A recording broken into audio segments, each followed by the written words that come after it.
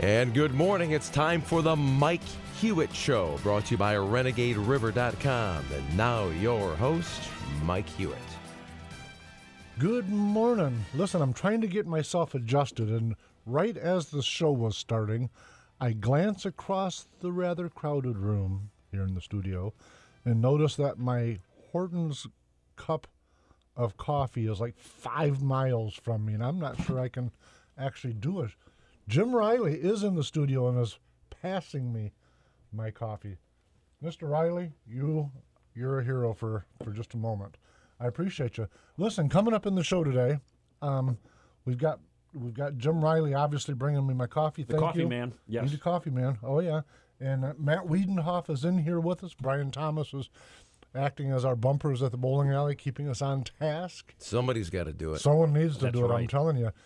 Somewhere in the next, in fact, coming on right just in a moment will be Denise Simon, who is intelligence for the retired flag officers and also owner of a blog, I believe it is founderscode.com. And she and I are going to be discussing the United States leading the way to a nuclear Iran. And she's got some thoughts on that may raise your eyebrows regardless of where you're at politically.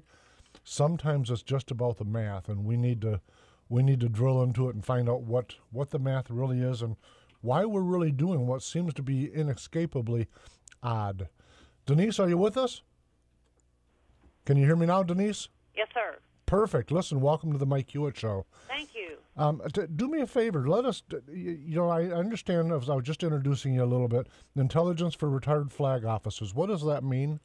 Well, they if they have to go on TV or if they have to kind of go into some meetings and they don't want to be blindsided, they generally will call me or send me an email and say, I need some information on this, I need some information on that, what does it look like, what are your estimations, so I have to give it to them. So they go in armed. Well, help us understand and visualize this a little bit.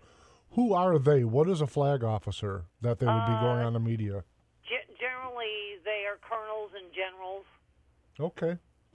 So you're gathering information for these folks. Yeah. Okay, that makes sense. And what is founderscode.com? That's my blog site. Is it? It's a blog site? That's what I thought. That's what I thought it was. Yeah. Listen, the topic for today with you and I is the United States led the way to a nuclear Iran. What is this headline? What's this all about, Denise?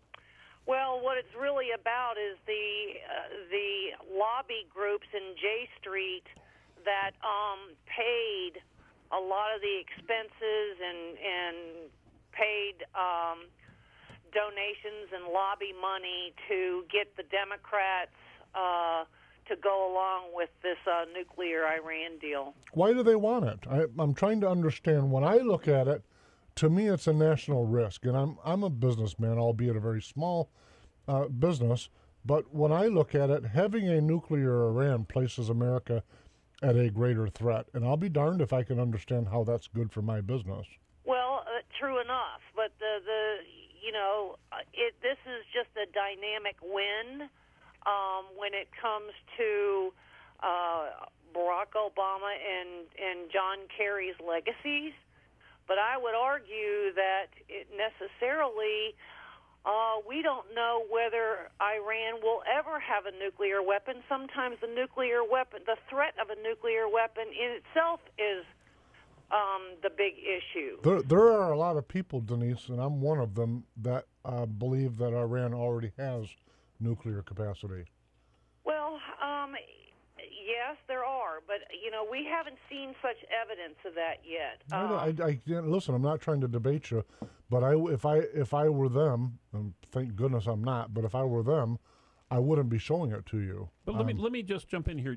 But you asked a question starting out, which was, why would these very powerful people, not in politics but in business, why would they be advocating on behalf of giving this particular treaty and giving ultimately Iran a nuclear weapon? What's the benefit to them? What's in it for them? Sure. That's kind of a side issue. What corporations and whatnot are mostly interested in were the sanctions that were being lifted, so they can go into new markets and do business in Iran. Germany has an awful lot of German corporations that have actually had headquarters in Tehran. And with the lifted sanctions on the $150 billion, which will appear to start to funnel into Iran in December, then Iran then has the money to help and invest with global companies. They might be General Motors, which I shouldn't say might be, but they are General Motors. It could be Boeing. It could be Lockheed Martin. It might be General Electric. And so they now open up new markets for themselves. And European countries have been doing the very same thing. So it's kind of a financial boon for them, especially when the Export-Import Bank has essentially been neutralized. It's been defunded, and large corporations, government contractors have been using the Export-Import Bank to fund a lot of their projects. That's kind of gone by the wayside, so they're taking this track in order to expand their economic model. So for me, just to maybe to push forward on Jim Riley's question a little bit, for me it feels like two things. First off, the typical or corporate industry looking for markets to grow, in your point. But then secondly, I'm wondering in the back of my head if this isn't just another manifestation of our own military-industrial complex, which is really corporations that produce military products looking for a market. And I, when all of these folks that we think of, when I look at Obama as an example, normally, of course, obviously he likes money a lot. I know he likes to rag on people that have money, except for himself. But normally his politics is not bent around advancing corporations. And now perhaps he likes global corporations more than he does my little company in West Michigan. Well, for the Obama administration, it's not so much as helping corporate America, or as you call it, the military-industrial complex, as it is about the other side, and that's the lobby side. And the lobby side are all too happy to make very large donations into the Democratic process, the Democratic Party system. Okay, so they're seeking political contributions.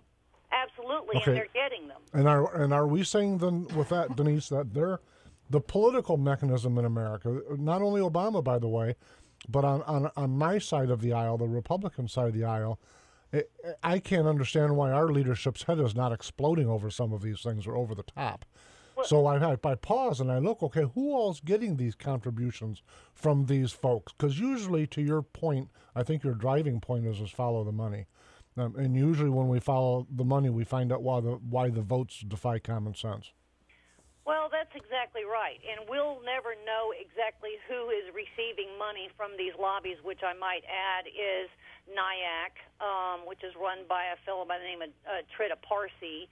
And then, you have Plowshares, which is clearly in bed with the political process in Washington, D.C., and then you have an awful lot of other interesting people, which include Richard Armitage at the time, Lee Hamilton, Chuck Hagel, who was previously the Secretary of Defense. Well, before he was Secretary of Defense, he was with an organization called Global Zero.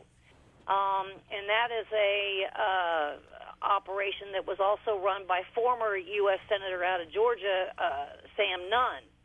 But then they have people like Tom Pickering. Well, Tom Pickering has always been part of the Iran lobby, and Tom Pickering, I might need to remind for you and your listeners, that he was the head of the Accountability Review Board that Hillary Clinton assigned to do the investigation on the Benghazi attacks. You know what's always amazed me about these kind of topics, Denise, honest, other than all the obviouses, is there no sense of, with any of these people, by the way, regardless of their political stripe, there's no sense of honesty and decency and protecting the American people? And I ask that almost maybe naively. I sell firearms for a living. I own a gun shop. And listen, if I think you're a kook, I'm not going to make $35 or $40 on you, which is my average gross profit on a gun. Okay, I'm not going to do it. You're not getting a gun. It's just that simple. And so when I look at these people, and they're looking for political contributions, and they're doing so by unleashing a government that is, while we are doing it, calling for the destruction of America and Israel, I stand back and I think, really, you wanted a political contribution so bad that you would give it to someone who's seeking to destroy your family? What kind of nut are you?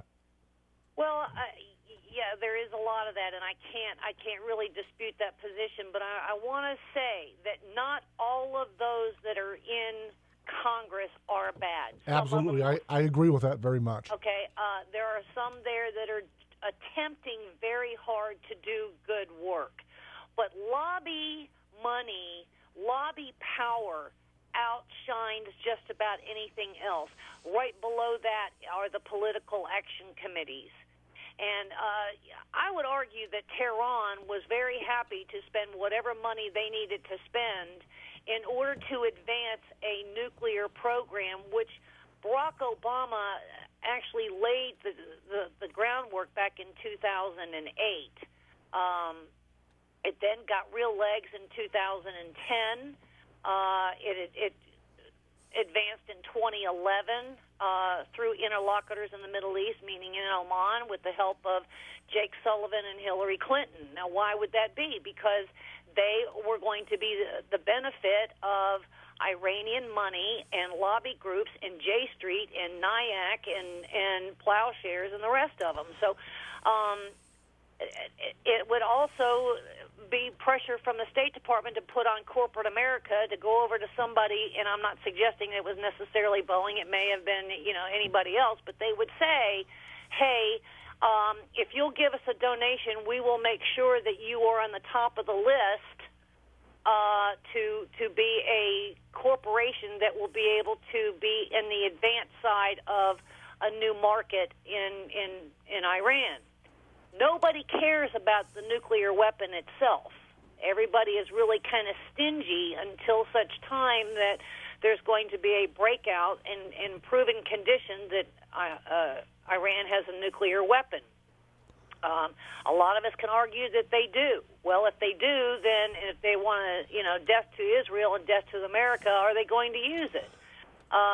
We have an awful lot of systems that would be a countermeasure to that. Let me ask you this, Denise. One of the missing elements of the conversation regarding Iran and frankly Syria and much of the Middle East now is the Russian balance here.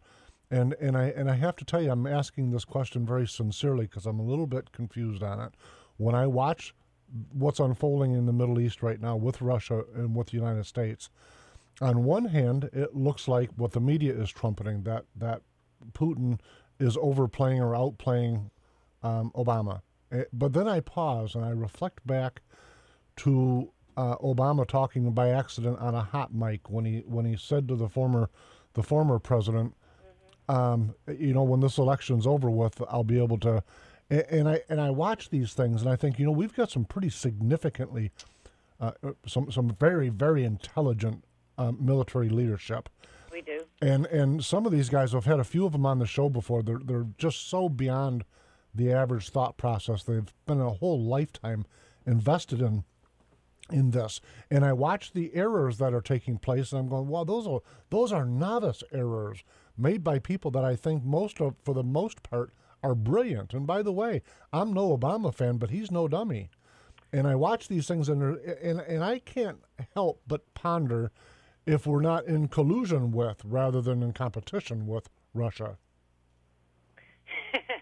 Well, we have been in full retreat. Obama came into office and said that he was not there to make war. He is there to end war. He is not going to pull the trigger and show the military strength and savvy of the United States. It's not going to happen. He did not want to do anything that would torpedo, no pun intended, this Iran nuclear deal. Do you think he's that big of an ideologue, Denise? I do. Would he be willing? Would he be willing to watch California or Hawaii get smoked? Well, in the effort to say, look at me, I'm peace, love, dove in the extreme. He's taking a a calculated gamble that it certainly won't happen during the time by which he is president. Yeah, but but that goes back to my little quip about I won't sell you a gun if I think you're a nut. If I'm the president of the United States and I'm looking myself in the mirror and I'm making a decision that would hurt my grandchildren, your grandchildren, somebody's great-great-grandchildren, you have to plan ahead. If you're playing chess, you don't win by two-stroke moves. You got to plan ahead. And again, he's no dummy. So I look at these moves, and they're just over the top insane. I get the political contribution thing. I understand that. And by the way, I blame that on the American people. I know I get in trouble when I say this, but I do. If people don't want to pay attention, and our elected officials need to spend $500 million in half of a county election to get them to pay attention and remember a name, forget the issues, then they're empowering lobbyists and PAC money. That's just a political truism. I know people get angry with me, but it's the electorate's fault. I agree with that. That issue aside, there's President Obama saying, you know what? Maybe we will lose California and Hawaii, but it won't be during my term. It's okay. That's right. Is he that evil of a person to think that that's an acceptable trade? Because that's not idiocy. That's evil. I would think so. He is more into his legacy and more into his policy than he is about the future. Let's determine who he has actually normalized relations with. He normalized relations with Iran and legitimized Iran on the global stage now, where, a year and a half, 2 years ago, Iran was a rogue state sponsor of terror, and they still are. But he calculatedly neutralized that whole concept, and especially did it at the UN. And then he did the same thing with Cuba. Cuba has a very long, nefarious history as well. And there is chatter that he is trying to work those same things, same agenda, that same mission objective with North Korea. So these people are laughing at him. Do it with Syria. These people are laughing at him. Well, it isn't just him, though. I think that the president has an agenda, and I think there are any number of reasons for that. But he has literally the entire mainstream media, press, and other media outlets behind him, and he got plenty of support from the Democrat senators when the vote came. So I'm not an Obama fan by any stretch of the imagination, but blaming Obama alone. He's got an entire political party that seems to be supporting him. And certainly if you look at any of the polls, it's rare when President Obama's approval rating goes much below 45%. I don't disagree with that. But that is merely because big media, gets access. If they continue to be kind and give him favorable reports, if you will, then they continue to get access. And it's, power and media and journalism is an aphrodisiac in Washington, D.C. But when Bush was president, there was no quid pro quo for access. There was basically the same view as that we see today, that Republicans and anything to do with the conservative side of the agenda was anathema to what they were interested in promoting. I'm sure George Bush, certainly with Karl Rove and others, were more than willing to sell access for some decent press. That didn't work. It did not, because media is going to always be for the underdog. They're always going to promote the next scandal. And so there was enough material for the media to promote scandal under the Bush administration. The scandal today is not going to be Barack Obama, but it's going to be everything for the underdog. And that is what Barack Obama is trying to legitimize. He wants to raise everybody up that he considers an underdog. I mean, he's releasing 6,000 felons from prison. Listen, the first tranche. Denise, I'd be all about. I'm with him on the idea in general of lifting people up. Although I'm more with Reagan that a high tide lifts all boats. Yes, sir. Than I am let's destroy a bunch of people so some other people are higher. But the trades he's making on a global level are not lifting boats. They're putting millions of people at risk of death. Not economic higher or lower. Not get a job 25 or 30 or 40 hours, dead. And I mean, it's beyond the pale of thinking this is just a political ideology. It's It's putting people at risk to die. Entire nations. While he's making a deal with these people, they're talking about destroying us and our allies. At the very same time, the actual people he's shaking hands with are getting on their own press saying, we're going to kill him. Precisely right. So it comes down to instant gratification. He's living in the moment. He doesn't care about tomorrow or the next day. If he did, I mean, you have got an awful lot of people that are much smarter than me that are saying that we can destroy Islamic State in 3 to 4 months. Heck, Vladimir Putin just came out a week ago and said the very same thing. Well, if that's the case, then why haven't we destroyed evil? You're right about that, but let me make one comment about Putin. We've watched the United States wrestle with ISIS for 13 months, almost 14 months, and from all practical measure, ISIS has been on the move and we've been in retreat. That's right. Putin's been on the scene for a week, and they are in retreat by any measure. And I think the difference is, and it kind of goes to your overriding point today, the difference is that for 13 to 14 months, there's been a lot of people making a lot of money on a supposed war with ISIS. Well, I'm not a Putin fan, but Putin went in there and bombed some people. And I mean... And we bombed a hospital.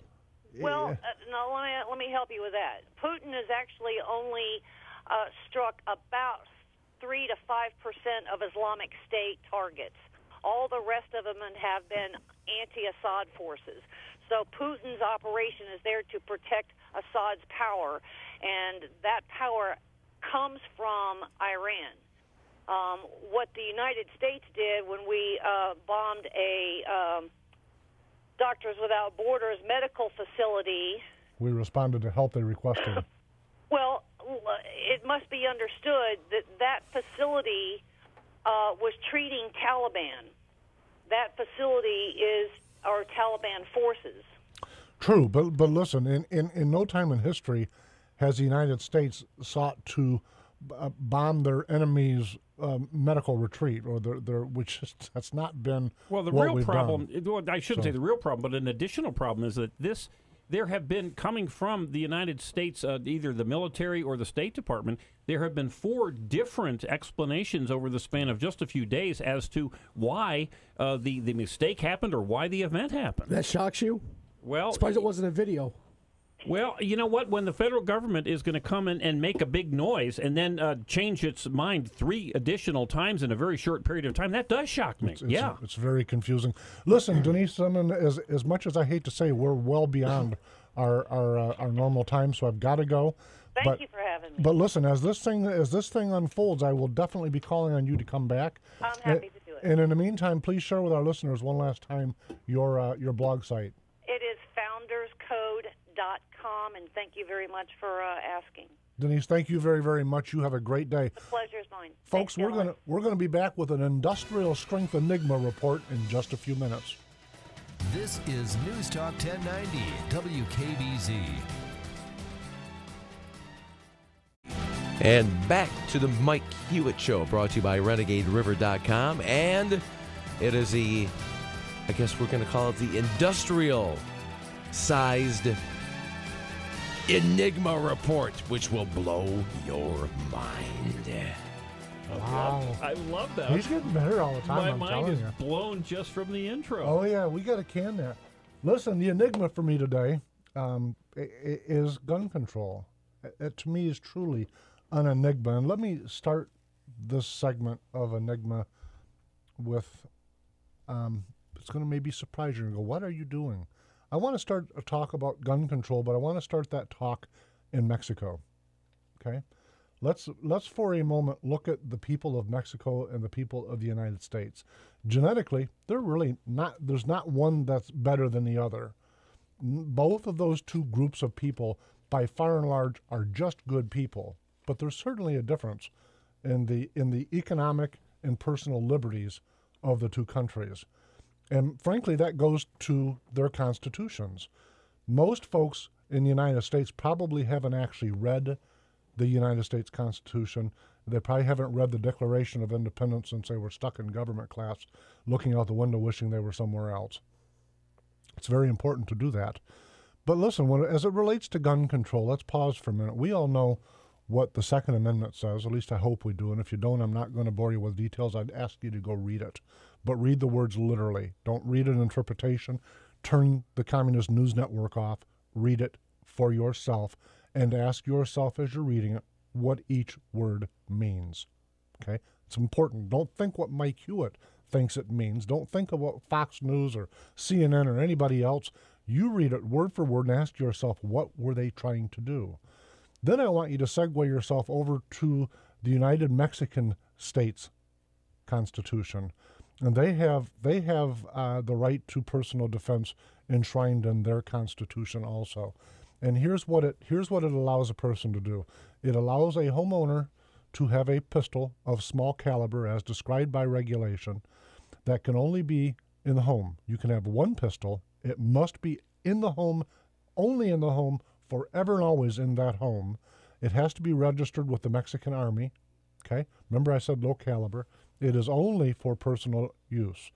It's not allowed outside the home. No concealed carry permit. No, I'm going to go to the range and shoot it. It stays in your home. It's registered with the Army. That is their right to personal defense. Now, they're not talking about defense of the Constitution, defense of America, sport shooting. They're not talking about any of the rest of the arguments we have over words in our Constitution that are frankly pretty blatant. They're not tough words to use. Our framers didn't use big words so people would be hung up on what there's no ambiguity to it whatsoever. And anyone that reads ambiguity to it is just a liar. It's just that simple. They're not like making it up or wishing it said. They're a liar if they say it says anything different than what it does. And you read it, you decide what it says, but make sure you're honest with yourself. And then look back at what I was talking about when we first opened the segment, the difference between Mexico and the United States. They've got an uber gun control law. And yet, I like to do evidence-based consideration when we're looking at policy development. I think it's important to just look at the facts. If you folks have noticed, there are not a lot of people in the United States trying to get across the Mexican border for the safety of their uber gun controls. It's not happening. And in fact, there might be a reason why it's not happening. If you look at the stats, let's just talk some math for a brief moment.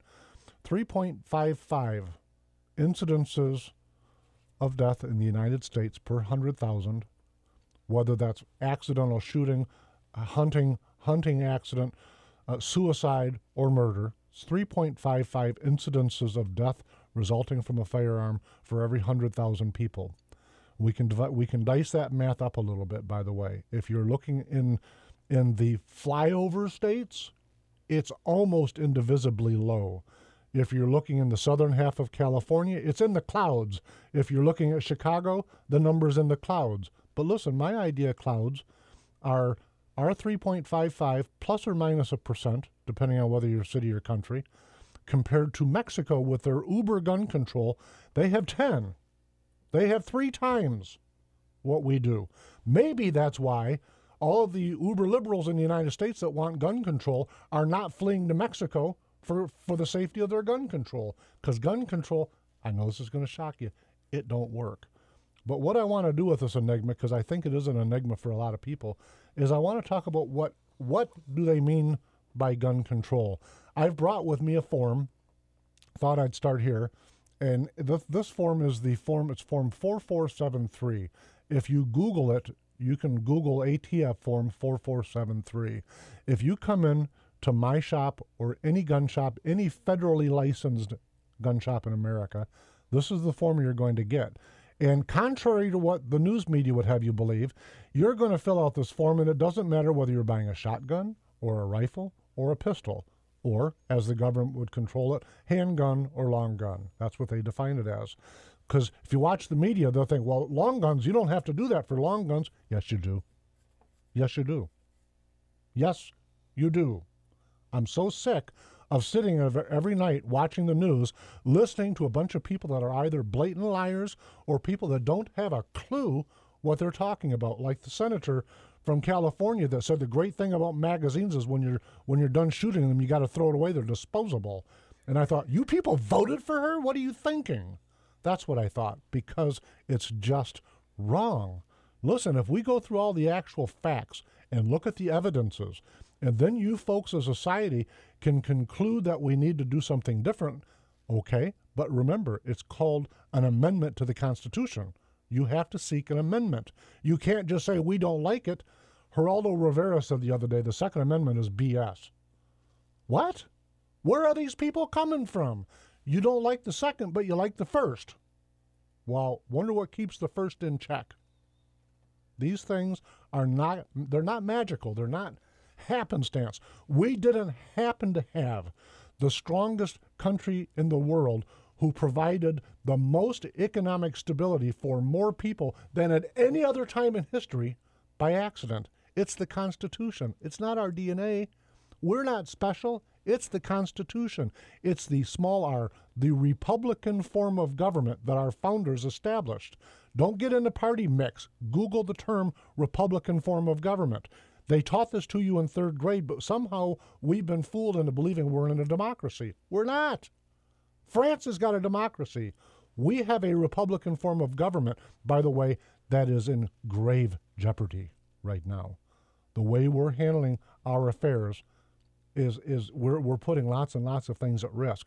Part of it is we're willing to grab a soundbite in the headline off of an article and assume that's the news. And it's just not true. So here's the form. Item number 10A, ethnicity. You get to check a box. You have to, by the way. It's federal law. Hispanic or Latino or non-Hispanic Latino. I don't have a clue what that's got to do with gun control. I don't know how it's going to provide you with safety. I don't get it. I'm a federal firearms licensed dealer, and I'm reading this thinking, I wonder which group of people this question may feel warm and fuzzy. Does it protect anybody? Not so much. Next one. Race, you've got to tell them if you're American Indian, Asian, black or African American, Native Hawaiian or Pacific Islander or other or white. Why don't they have a box that says American? That to me would be gun control. Do they have a box that asks if in fact you are a legal citizen? They do. Oh, they do. Absolutely. Good. So if you are not a legal citizen, you are not allowed to legally possess a gun. Is that correct? I have customers who are permanent residents that are very capable, very legal. I sell them firearms. Okay, I've got a guy from Scotland. He's been here for longer than you've been alive, Matt. He's a nice man. He's a permanent resident. He has a concealed carry license. He's passed all the. He's a gun collector. This guy's not running around killing everybody. He's just a gun collector. But he has to provide extra identification, and this form specifically will ask for that. So it's in here just like that. I do a background check, which is me checking, and it doesn't matter whether you're buying a long gun or a handgun, the same exact background check is done. And they're looking, we're going to get into things, that, by the way, that I do advocate that we should be looking at. But the background check as it is, are you AWOL from the military? Do you have a felony background arrest? Are you currently under indictment? Do you, have you ever, not by the way, not 6 months ago or 2 months ago, have you ever been arrested and found guilty of domestic violence? In other words, if you beat your wife or your husband, you're not getting a gun. Too bad. And you know what, folks? I agree with that. Just so you know, I'm a gun dealer. I agree with that. You can't beat your wife and then come buy a gun from me. I don't care whether it's a form or not. I'm not selling you a gun if I know about it. I'm just telling you. Because it takes a different state of mind to beat your wife. I'm not interested in doing business with that. I'm just being honest with you. I've got 9 grandbabies and 4 daughters, and I look at life through that paradigm. That's how I see it. So when you move through the form to me is almost nonsensical. Having said that, the background check is very, very good. It's very effective. What it doesn't include is if you've had any contact with the psychiatric industry.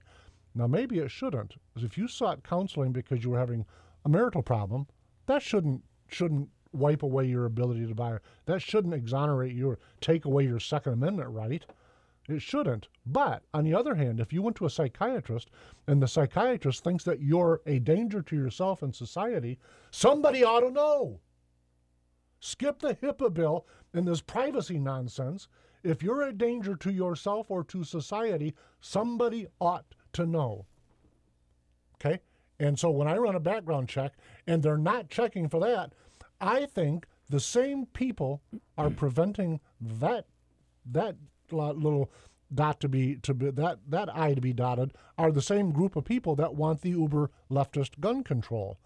They put into place all of these privacy things. Sounds all warm and fuzzy. I know we all like it, until we got some people running around shooting people.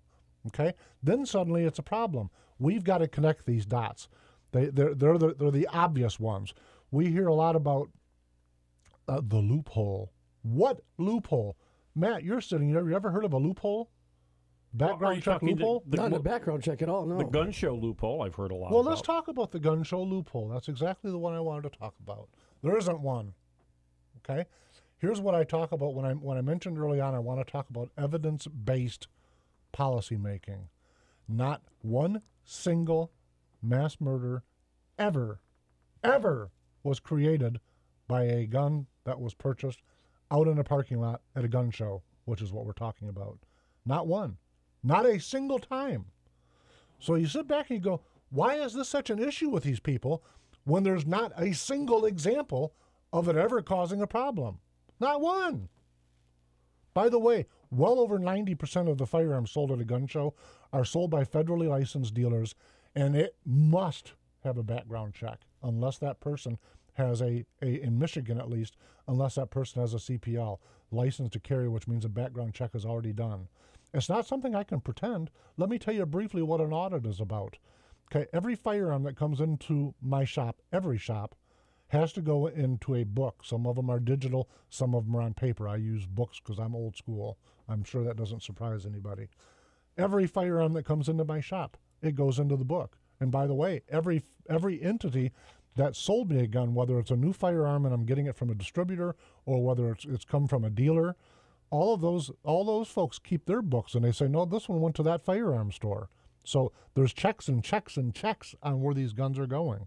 So it's in my books, and then I get audited. When the ATF comes in, they don't just look at these Form 4473s. Oh, no. They start with doing an inventory audit. In your books, you've sold whatever the math is. You've got 100 guns listed. 50 of them should still be in inventory because the other ones you've indicated are sold. So we need to see the 50 guns that you still say you have in inventory. Physically, they put them in their hands. They compare serial numbers. Now they know, okay, you have 50. You said you had 50. Now we're going to look at the other 50. Show me where the 50 went. And I have to have either a completed Form 4473 with a background check or a copy of the person's CPL. Have to have that, or another federal firearms license dealer's license on file. Those are the only two ways that a firearm can leave my shop. I listened to Hillary Clinton the other day babble on at great length, and all the people in her audience clap like penguins. I'm going, but what she's saying is not true. Does that bother anybody? Okay, I can't decide. Jim Riley, I consider a dear friend. Matt Wiedenhoff, Brian Thomas. I can't just say, well, I get an occasional sale that I don't have to do the paperwork on. That doesn't exist. It doesn't happen. Jim Riley's bought. Did you buy a gun for me or just Honey Bunch? Well, I bought it from you as a gift to Honey Bunch. Honey Bunch bought it. You may have paid for it. Well, that's true, yes. But yes. Honey Bunch had to come Honey do Bunch it. went through because all of it's the paperwork. against the law for you to buy a gun for Honey Bunch. Now, you can pay for it, but Honey Bunch came to the shop. That's true. Listen, these are dear friends of mine. And you know what? They did the Form 4473. There was a background check done. She passed. I didn't. Hillary's talking about these occasional. It's nonsense, folks. It's flat nonsense. Yeah, but let me jump in here. Just the question that I think we're trying to answer, and I think it's a legitimate question that comes from the media and certainly is coming from the left and the President of the United States, and that is that with all of the laws that you're talking about that are currently in place, no one disputes that. With all of those laws, we still are having these mass murders in our schools, in our colleges and universities. In the gun-free zones? Well, as a matter of fact, virtually all but two, I believe, of all of the mass murders have been in gun-free zones. But The question that they say, and the president has said, and personally, I have absolutely no problem with him saying, let's have a conversation about this. We're talking about it. The people who say the president of the United States shouldn't make it political, the president of the United States should not talk about it, I think are fools. He is Of course political. we got to talk about it. Yeah, absolutely. And of course it is very political because every single one of these laws was promulgated and enacted by politicians. So to suggest that it's not political is just foolishness. Agreed. But the question is, if we are going to promulgate a rule or a law change or a new one, how will that affect those people who in the past have done these evil deeds? How would they have stopped someone like the young man who didn't have a mental, or at least wasn't certifiably a mental case? He had no other reasons. As a matter of fact, the guns that he owned were legal. You cannot start like some of the movies. You cannot profile people and say, well, you've never done anything wrong, but you do certain things that maybe make you likely to do something down the road, so we are going to keep you from owning guns. I think you're right, Jim. If you're going to have a law, what will it accomplish? Will it have stopped what has happened? Here's the problem, and I think you're on the right path here. The law isn't, there's no law that you can establish. It's not possible. Mexico proves that it is not possible for Russia proves, Australia proves that a law will not stop a nut who's going to kill people. Bath, Michigan proves that gun violence in itself is not the problem. Mental illness is. The guy that went to Bath, Michigan and caused the worst school massacre in American history to date used bombs, not guns. Okay, the person that went down the streets in San Francisco in 1915 and slashed a dozen people did it with knives, not guns. Nuts are nuts. What we need to do is we need to get a hold of two big things in America, and we're going to get into the foundation of where these issues came from.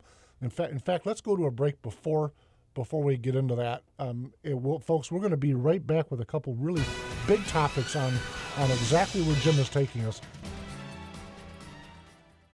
And back to the Mike Hewitt Show, brought to you by RenegadeRiver.com, and it has grown twice its size on segment number 2.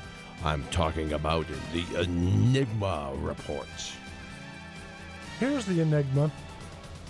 We need to pause, and I think you're right. President Obama is on the right path in at least calling for conversation. We need to have an honest dialogue. But what we should be asking is not methodology, but why? Why do we have people nowadays that have absolutely no value of other people's lives? They don't place any value on it, but it's important for me to add this caveat.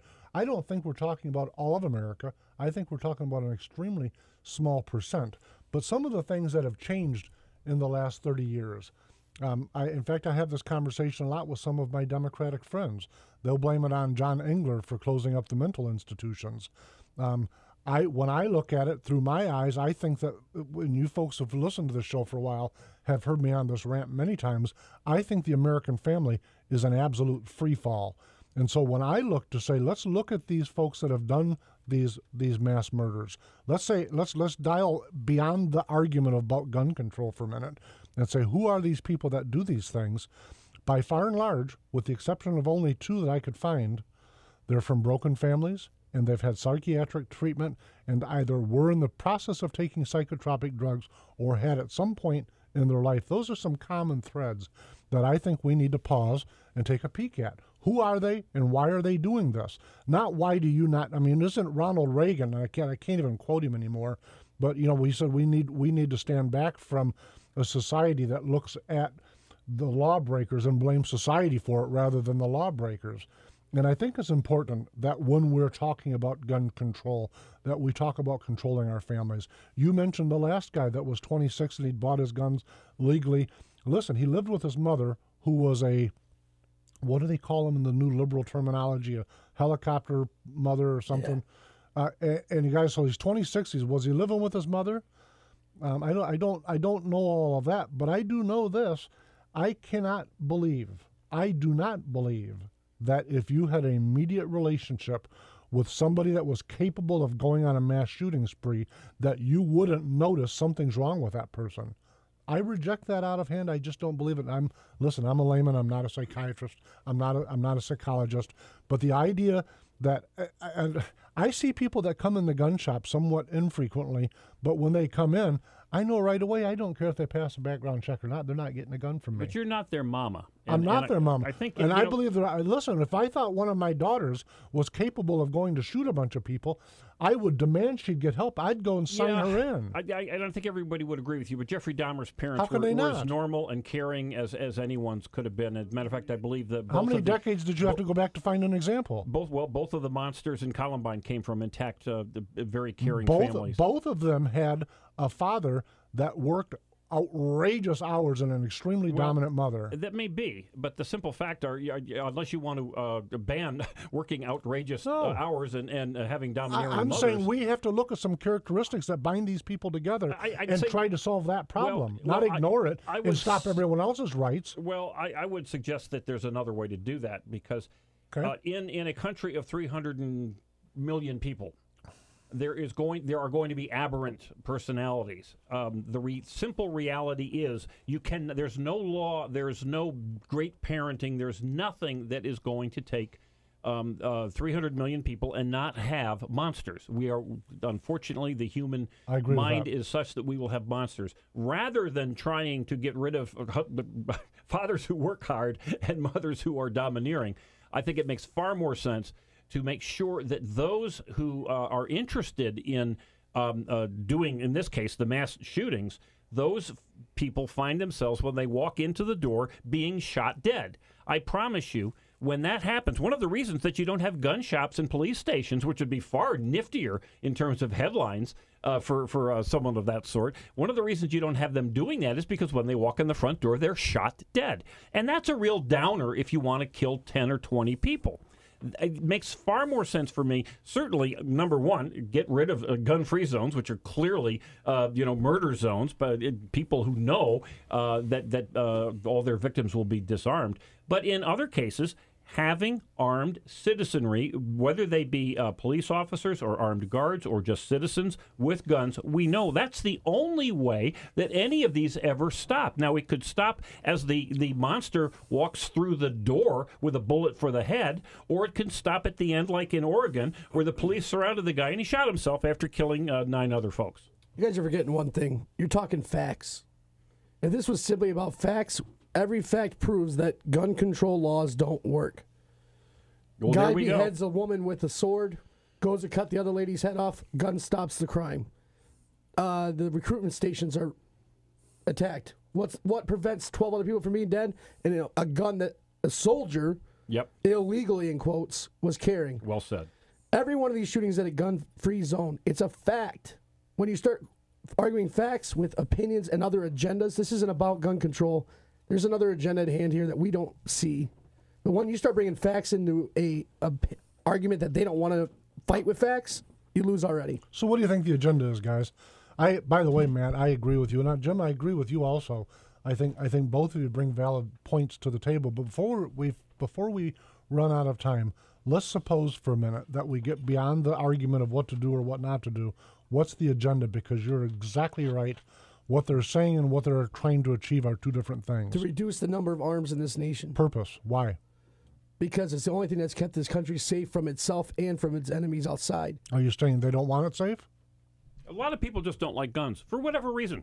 We just talked about it off air. Unless you're exposed to guns, you just don't like them. Remember they're dangerous, or at least in quotes, Listen, you remember if you go to Renegade River's page, somewhere on there's several pictures of the 1950s and 60s where they're doing rifle class in school. So in the classroom, they're in there. Jim, what are you doing to me? They're in there with the. Having class, so they're being acquainted with it. It's not a taboo mystery. It's not part of some subculture. It's because it's common sense. By the way, folks, I could go make one in my garage. You could take them all away, and they're 1,000-year-old technology. They're not going to disappear. But listen, I don't think that it's just guns. I think that there's two two alliances coming to play. I think Jim is right. There's a group of people that just don't like guns. I believe it's out of lack of familiarity. There's another group that want to disarm us for a very, very different reason, and I find that fearsome. In fact, I'll even tout my book in the last 5 seconds. America's Final Beginning will tell you why that is. I really believe that there is another agenda at play from people like President Obama. See you next week.